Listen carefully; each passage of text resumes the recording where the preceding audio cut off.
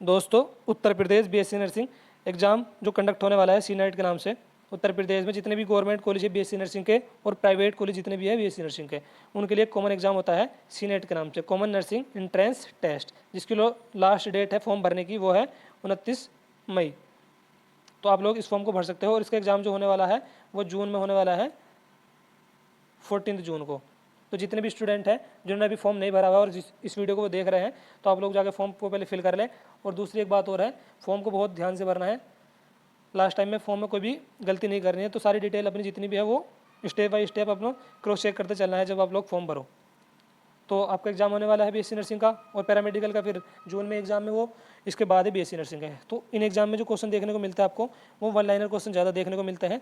जैसे ये है स्टेटोसिस्ट, आपसे पूछ ले कि स्टेटोसिस्ट किस फाइलम में बैलेंसिंग ऑर्गन है। जैसे बैलेंसिंग ऑर्गन है ये आर्थ्रोपोड में, ऑप्शन में दे देगा मोलस्का, पोरीफेरा दे देगा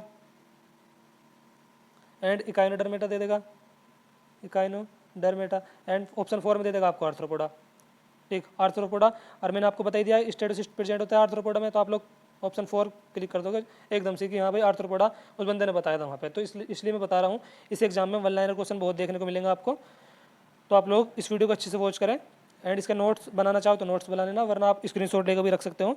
तो चलिए दोस्तों स्टार्ट करते हैं। सबसे पहला है heterocyst. Heterocyst specialised cell found in Nostoc and Anabaena. Nostoc और एनाबिना एग्जाम्पल्स किसके हैं? साइनोबैक्टीरिया के, साइनोबैक्टीरिया। तो यहाँ पर साइनोबैक्टीरिया भी लिखा हुआ सकता है, तो कन्फ्यूजन नहीं होना बिल्कुल भी। Heterocyst specialised cell found in Nostoc and Anabaena which help in fixation of atmospheric nitrogen. And number 2 पे स्मॉलेस्ट लिविंग सेल, तो माइक्रोप्लाज्मा है, और इसका एनसीईआरटी में साइज बता रखा है 0.3 माइक्रोमीटर। तो साइज भी पूछ सकता है, माइक्रोप्लाज्मा का साइज कितना आप लोग याद रखोगे, 0.3 माइक्रोमीटर। इसके बाद है कोइनोसाइट्स और कोलर सेल्स, ये प्रेजेंट होती है स्पॉन्ज में। स्पॉन्ज किसके एग्जाम्पल्स है? पोरीफेरा का, तो यहाँ पर पोरीफेरा भी आ सकता है। ठीक है, found in sponge that line the spongocoel and canal. Number 4 पे नीडोब्लास्ट और नीडोसाइट्स, तो ये प्रेजेंट होती है सिलेंट्रेटा में और सिलेंट्रेटा निडेरिया। सिलेंट्रेटा और निडेरिया दोनों एक ही है। सिलेंट्रेटा का ही दूसरा नाम निडेरिया है, या निडेरिया का ही दूसरा नाम सिलेंट्रेटा भी है। विच कंटेन स्टिंगिंग कैप्सूल और निमेटोसाइट। इसके बाद है फ्लेम सेल्स, तो फ्लेम सेल्स प्रेजेंट होती है फिलेट वॉर्म में। किसमें? Flat worm. फिलेट वॉर्म किसके एग्जाम्पल से? प्लेटी हेलमिंथीज। तो फ्लैट वॉर्म को प्लेटी हेलमिंथीज बोलते हैं, और जो राउंड वॉर्म होते हैं उनको एस्केलमिंथीज के नाम से भी जाना जाता है। राउंड वॉर्म इनको एस्केलमिंथीज के नाम से भी जानते हैं, एनसीईआरटी में लिखी हुई है लाइन। तो फिलेट वॉर्म लिखा हुआ आ रहा है तो उसका मतलब क्या है? प्लेटी हेलमिंथीज, और राउंड वॉर्म आ रहा है तो एस्केलमिंथीज।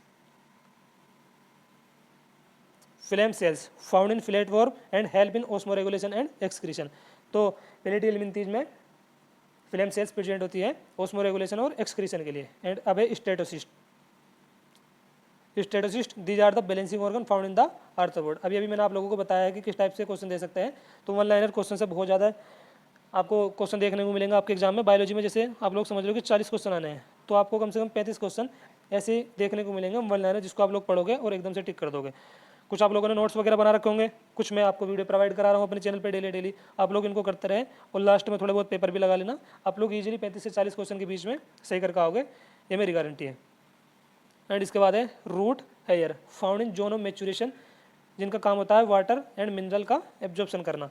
एनसीईआरटी में जब आप लोग मॉर्फोलॉजी चैप्टर खोलते हो तो उसमें एक डायग्राम दिखा रखा है the region of root tip करके। आप लोग एनसीईआरटी खोल के देखना वीडियो कंप्लीट होने के बाद, या भी देख सकते हो वीडियो को पॉज करके। उसमें डायग्राम में दिखा रखा है the region of root tip.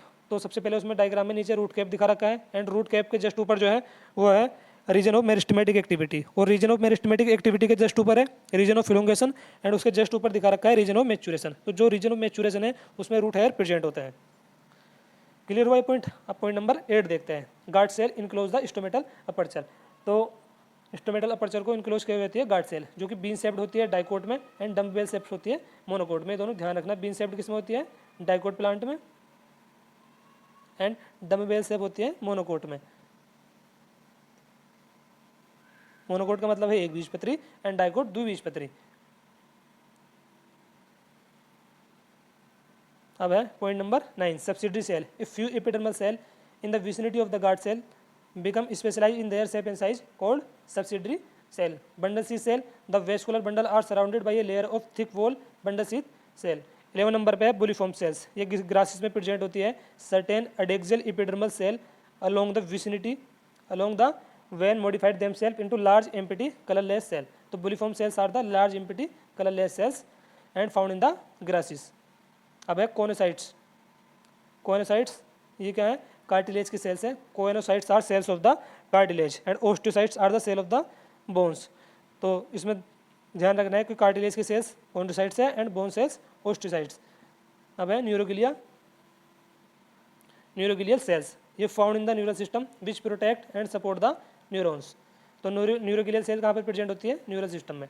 And अब goblet cells present in the intestinal mucosal epithelium which secrete mucus. Goblet cells का काम क्या होता है? म्यूकस को सिक्रीट करना. कहाँ पर प्रेजेंट होती है? इंटेस्टाइनल म्यूकोजल एपिथेलियम में. अब है mucus neck cell. Mucus neck cell present होती है गैस्ट्रिक ग्लैंड में एंड पेप्टिक और चीफ सेल ये भी गैस्ट्रिक ग्लैंड में प्रेजेंट है और पेराइटल और ऑक्सिंटिक सेल ये भी प्रेजेंट है गैस्ट्रिक ग्लैंड में.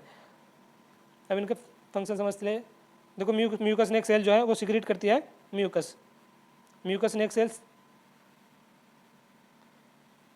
नेक cell present in the gastric gland secrete mucus and peptic cell और chief cell present in the gastric gland secrete pepsinogen. Mucus neck cell secrete करती है म्यूकस को जबकि पेप्टिक और चीफ सेल सिक्रीट करती है pepsinogen को एंड पेराइटल और ऑक्सिंटिक सेल सिक्रीट करती है HCl एंड इंट्रिंसिक फैक्टर. ये भी कहाँ पर प्रेजेंट होती है? गैस्ट्रिक ग्लैंड में. क्लियर तीनों पॉइंट. चलो फिर आगे बढ़ते हैं. अब है हिपेटिक सेल और हिपेटोसाइट्स. तो लीवर की सेल्स जो होती है उसको हिपेटोसाइट्स बोलते हैं. हिपेटिक सेल और हिपेटोसाइट ये प्रेजेंट होती है लीवर में. And JG cells juxta and G for glomerular. तो जक्स्टा ग्लोमेरुलर सेल रिलीज करती है रेनिन और इराइथोपोएटिन हार्मोन. अब है न्यूरोसिक्रेटरी सेल ये कहाँ पर प्रेजेंट होती है? हाइपोथैलेमस में. Neurosecretory cell found in the hypothalamus which secrete hormone. And ganglion cell found in retina. Bipolar cell ये भी रेटिना में प्रेजेंट होती है एंड फोटोरिसेप्टर सेल ये भी रेटिना में ही पाई जाती है. तो तीनों सेल्स को आप लोग ध्यान रखना अच्छे से. गैंग्लियन सेल, बाइपोलर सेल और photoreceptor cell are found in the retina.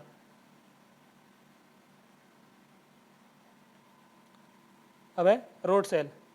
Road cell scotopic vision and cone cells for daylight और scotopic vision.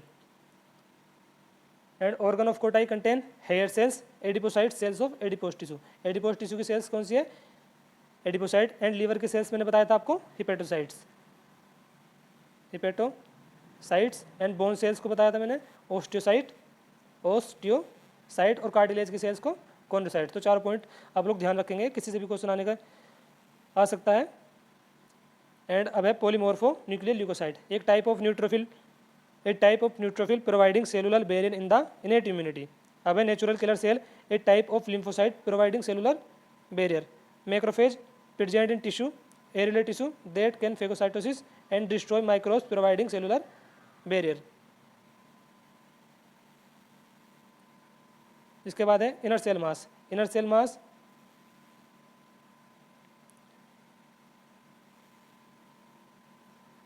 Cell mass of human blastocyst contain stem cell which have the potency to give rise the all tissue and organ. अब है number 33 the epithelial cell of the bovine capsule is called podocytes. अब ये है contribution of biologist. इसको हम अगली video में cover करेंगे. इस वीडियो में बस इतना ही. मिलते हैं नेक्स्ट वीडियो में जल्दी किसी और टॉपिक के साथ. और इसको भी हम कंट्रीब्यूशन ऑफ बायोलॉजिस्ट को नेक्स्ट वीडियो में कवर करेंगे. आप लोग रिवीजन ज़्यादा से ज़्यादा करते रहे और प्रैक्टिस भी अपनी करते रहे डेली बेसिस पे पेपर की. और इस चैनल पे वीडियो डेली आती रहेंगी बायोलॉजी की. थैंक यू दोस्तों.